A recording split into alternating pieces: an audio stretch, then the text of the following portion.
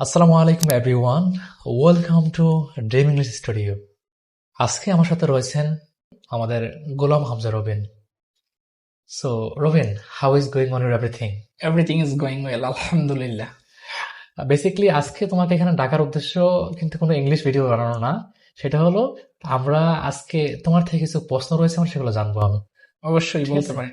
আমার প্রথম প্রশ্ন হলো, তুমি যেহেতু একজন প্লেয়ার, খেলাধুলা সবসময় করে থাকো, একজন প্লেয়ার হিসাবে তুমি খেলাধুলার কতটুকু পছন্দ করো?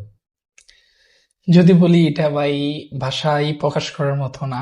যখন আমি খেলাধুলা করি আমার মনে হয় আমার কোনো লাইফে দুশ্চিন্তা কিংবা ডিপ্রেশন স্ট্রেস বলতে কিছু নাই। আমি খেলাধুলাটাকে এতই প্রাধান্য আর এতই ভালোবাসতাম বা ভালোবাসি, ভবিষ্যতে বাসবো ইনশাল্লাহ।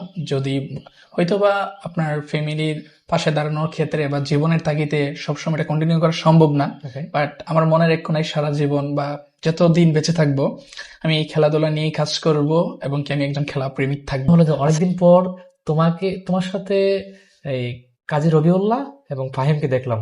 ওদেরকে আমি সবাইকে আমি চিনি, যেহেতু তোরা খেলোয়াড়, একই সাথে তোমরা খেলাধুলা করো। অনেকদিন পর তোমাদেরকে দেখলাম মাঠে, কিন্তু তুমি এই মাঝখানে যে গ্যাপটা, তুমি কোথায় ছিলি? যেহেতু আমি লাস্ট কয়েক বছর ফুটবলে খুবই মনোযোগী ছিলাম Okay. এবং কি আমার উপজেলা বা জেলার হয়ে খেলছি বা অনেক জায়গায় খেলতে হয়েছে আমার।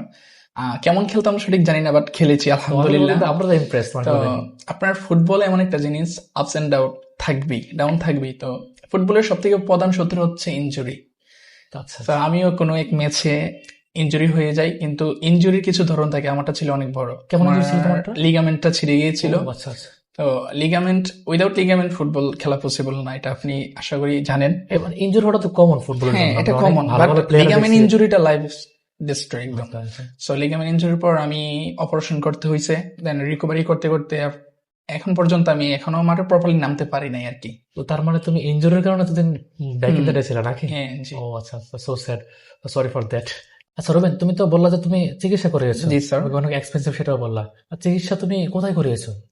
আচ্ছা, আমার ইনজুরিটা ছিল পিসিএল, Okay. সাথে হচ্ছে এসিএল, এমসিএল বা এসিএল বা মিনিসকাস, এই জাতীয় যে ইনজুরিগুলো আছে ফুটবলের, আমাদের সাউথ এশিয়ার মধ্যে সব থেকে মানে অল্প দামের মধ্যে, মানে reasonable রিজনেবল প্রাইসের মধ্যে এটা ইন্ডিয়াতে ভালো চিকিৎসা হয়। ইন্ডিয়াতে। ওকে। বাট আমাদের দেশে তখন বাংলাদেশ ভার্সেস ইন্ডিয়ার একটা ফাইটিংই ছিল বলতে গেলে।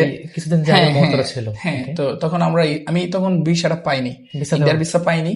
তো যার জন্য আমার বাংলাদেশে কিন্তু এখনো অনেক টাফ পিসা পাওয়া হ্যাঁ, তার পরবর্তীতে আমি বাংলাদেশে আমার করতে হয়েছে। তারপর আমি ডক্টর দেখেছি ইন্ডিয়াতে, রিসেন্টলি আমি গিয়েছিলাম ইন্ডিয়া।